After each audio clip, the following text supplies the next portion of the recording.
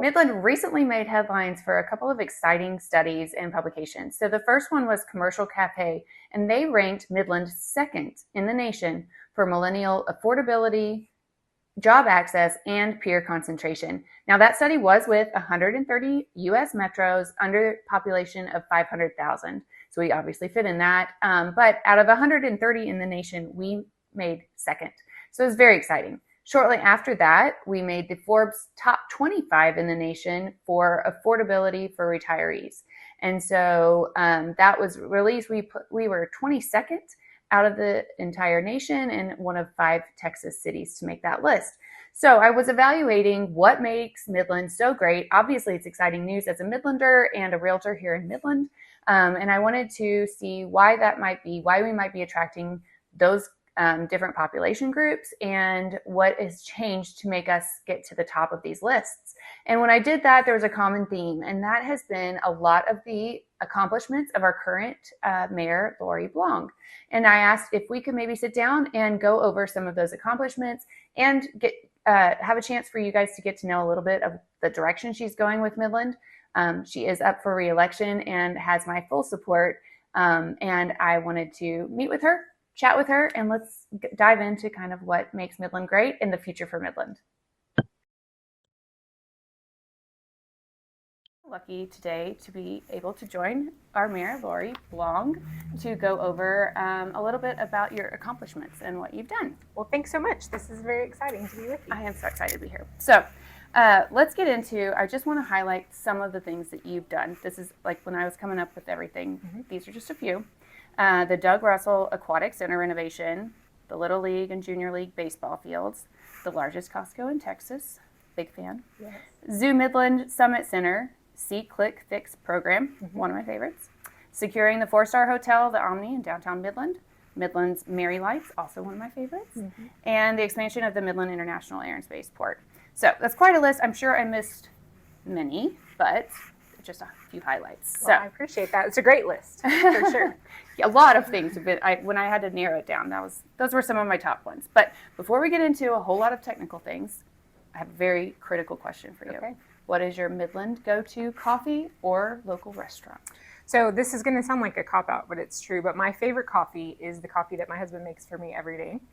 He makes a really great Americano with a little splash of cream, and he makes me one every morning. So I'm very spoiled. That is really nice. Yeah, for sure. Okay, well, a lot of people in Midland say it's changed a lot. And obviously, we have seen a lot of change with you in office. But when you look at what you've accomplished as your time at Mayor, what makes you the most proud when you look at your work? I'm really proud of a lot of things, and I think the Omni Hotel downtown is going to be something that is going to serve our community well for generations, and I'm very excited. I know that's been a long time coming. The city and the MDC participation is largely centered around the parking garage. We have a lot of folks that want to talk about the Omni Hotel, and I'm excited about that, but we need the parking. And so 800 spaces of parking are going to be added to downtown as a part of that project. And that's largely due to city and MDC investment. I'm really, really very excited about Costco. When I was block walking, when I ran for mayor the first time, that was one of the main asks that I received as I was just knocking on people's doors and asking them what they would like to see in this community. So those two were really important. But I also believe just the stronger public safety. We've had over a 10% decrease in our violent crimes in the time that I've been mayor. And that does not mean that we've accomplished everything that there is to be accomplished in public safety, but to see that more than 10% decrease in violent crimes just in the last couple of years is something I'm very proud of. And I want to see those kinds of things move forward. Yeah, absolutely. Well, and I think that has a direct relation to what we're attracting as well as a community. To have that safe, secure area is obviously awesome priority. So sometimes the big projects get the spotlight. What is a small win for Midland that you think deserves more attention? I think that See Click Fix is one of the things I'm very proud of. It's an app that you can download on your phone. You can put in a concern, whether that is, a park got tagged and you need somebody to come clean it up, or a pothole that you see, or a vacant building with people living in it that shouldn't be there. You're able to log into that app. You get a code, or, you're able to track your issue that you're turning in, and then the city can respond in real time to the things that you're seeing as a citizen. I think what this has done is it's really democratized our ability as a community to address concerns. And we're seeing so much usage of SeeClickFix. The people who really are using it effectively are turning things in, they're getting those problems solved quickly, and then they're using it again repeatedly. And we're really, really excited to see those numbers. Yeah, I personally have used it for a pothole situation. Yeah. And it used to be that I had to call down to the city and I would make a complaint and they'd say, okay, we'll take care of it. And then I would hope. And so it's really cool to have that progress, and it's very easy to use. So Midlanders, use it, and it's great. Absolutely. Okay, so oil and gas is our bread and butter. What else are you seeing sprout up in Midland that excites you? I'm really excited about oil and gas, and it built our community. Yeah. And I think we can never skip over the fact that oil and gas has been central to Midland's history, and it will be central to our future. But we also have a lot of things going on with our Midland Air and Spaceport. A lot of Midlanders may not be aware just how much growth we've had with the spaceport aspect of what we're doing. AST Space Mobile is a satellite company that does most of their manufacturing here in Midland out at the spaceport, and they're constructing these satellites that are 5G communication satellites. So your phone will be able to use these. They're constructing them here. They've successfully launched some. And so we are excited about that project. We also have some national defense contractors that are located out here for some of their testing and are looking at locating out here for some manufacturing as well. Those are opportunities that really have such a long runway to be able to bring economic development to our community. We're already employing over 300 people in that sector because of the work that we've had just to bring them to Midland.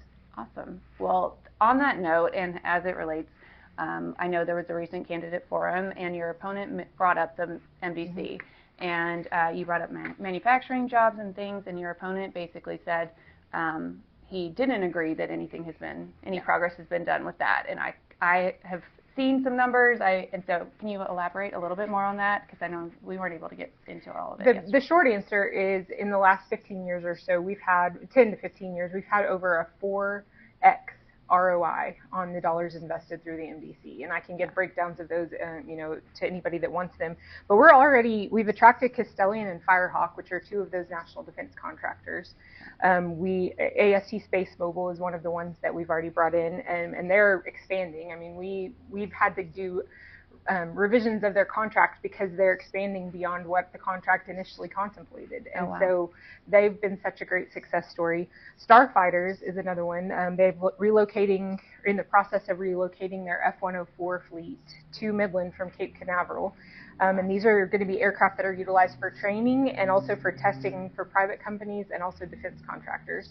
So they're going to locate those here at our Air and Spaceport. And we're working towards also bringing in some things like cold storage. I've worked really hard to bring I-14 and I-27 through Midland. We now have that federally designated. So there's a bill that says I-14 and I-27 are coming through Midland, Odessa. And I've had a lot of participation with Motran and Ports to Plains and Odessa, Ector County, Midland County. We've all worked together to attract them. But with that comes additional need for warehousing and for transportation. And Midland really has a deficit there. And so we need some cold storage to be able to resource our region, and I think that that's something that the NDC can be a part of. I also think that we have a lot of opportunity for increased investment in some of these national defense contractors. And I think those are not pipe dreams. Those are things that are already happening. And we just need to augment the good work that's already being done. Awesome. That's something that I don't think a lot of people really appreciate or understand. Everybody just knows us for oil and gas, but we really are a lot of the work, and it's the trickle effect, right, of all these things coming together to really help our community in a lot of ways. So with oil and gas, ups and downs, booms and busts, I know right in the current climate, our family is one, in the large oil and gas companies announcing layoffs. What is different now in Midland for those facing those layoffs than it was in cycles past? I think if we look at the history of oil and gas, and I was born and raised here, I've been here my whole life, those are painful seasons. And for the families that are impacted by those, they continue to be painful seasons. And so I don't ever want to just brush past that. Booms and busts are real, and we've been impacted by them. And so I think we start with the compassion there to know that this is a real thing. But we've also seen that those commodity cycles have gotten tighter. They go faster. So the highs are a little bit shorter and the lows are a little bit shorter because we're moving faster. And I think that we've seen that for the last several cycles. I also think that we have some diversity in our community, and we've actually not had a population pullback. That's something that I've heard a lot in this election cycle, that our population is going to shrink. Well, it hasn't actually shrunk since 1986, and we've had a lot of booms and busts since then. And so let's be realistic about the fact that we are now of a size in our community that's not the only thing that's bringing people here and keeping people here. We also know people who had transfer opportunities and they chose to stay. Correct. And so I think that Midland is a place where families want to be, especially families who've had to live in some of these other oil and gas centers. They recognize that Midland is a very family-friendly place for their kids to grow up. Yes, absolutely. And okay, speaking of kids, fast forward 20 years, what do you want our kids to say about growing up in Midland? You know, when I think about my kids coming back, first of all, I want them to think about all of the ways that we've reinvested back into our community. When I think back about my childhood in Midland, we were not always seeing people reinvest. It felt like, especially some of the major oil companies and folks were taking resources out of our community, but they weren't really reinvesting them back in. I want my kids to be able to remember how we were reinvesting back into Midland, whether that was through Green Acres Putt-Putt. I remember playing there as a kid, and then now for that to be revitalized and have that reinvestment and have that opportunity for my kids, I think that's great. Or the Midland Athletic Syndicate. Those are mostly guys that grew up here who made their money in this community, and now they're reinvesting it back into a great indoor sports facility that Midland desperately needed. And so I just really hope that our kids remember we're a generation, this is a time where we are committed to investing back into our community. 100%, absolutely agree. If you could pass on one Midland value down to our kids, what would it be? One of the Midland values that I really value the most is the grittiness and the work ethic of this wildcatter spirit. Most of the people who actually built Midland and built the Permian Basin in the oil and gas industry are really hardworking folks who understand the value of that hard work and the stick-to-itiveness that is so important to our community. So I think that remains in the people that are here in Midland and who are committed to working hard here. And I hope that that continues with our kids and that we pass that along to them. That's what it takes to be a Midlander, and I think it's a really important part of who we are. Okay, last question. What is the most surprising or funny thing that someone has ever asked you to fix as mayor? I've been asked to help fix someone else's Christmas lights, like their neighbor's Christmas lights. They didn't like the way that they had done them, and they wanted the city to intervene. Okay. Probably not our business. Nope. We've also had chickens that were literally in a crosswalk, and we were asked to go and help remove the chickens that were trying to cross the road. So that was kind of funny. Yeah. There's a lot of things. I would say most of it are these sorts of neighbor concerns that are people that just don't know how to talk to their neighbors. And so it's funny, but it's also like, hey, we need to be a community. We need to be a community where we can talk to our neighbors and work out some of those issues. Yeah, that's always, well, as a realtor, I see a lot of that. So, yes, for sure. I agree.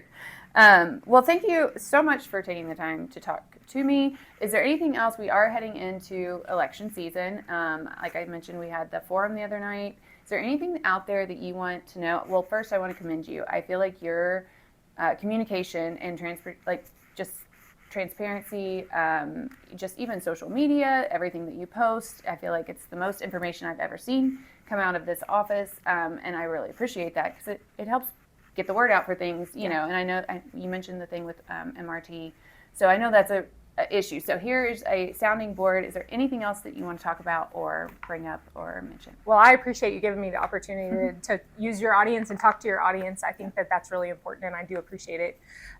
One of the things that I think is really important for our community as we go into this election cycle and any other election cycle, please look for candidates that have solutions to propose, and their solutions are workable.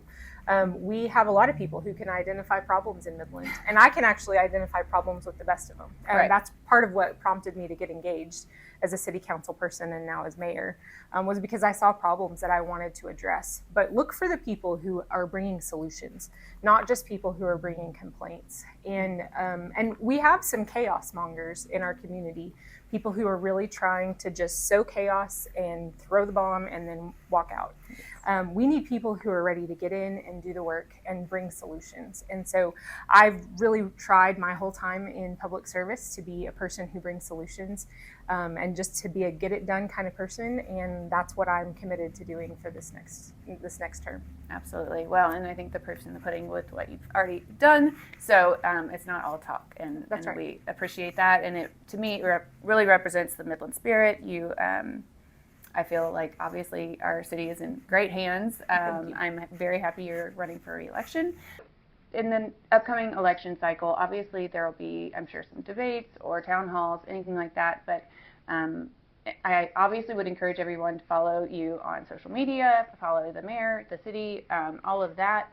And most importantly, show up with your vote. No matter how you vote, whatever candidate, local elections are obviously not as popular, but they're the heart of our democracy and very important to our everyday living. So just want to encourage everyone to go out and vote.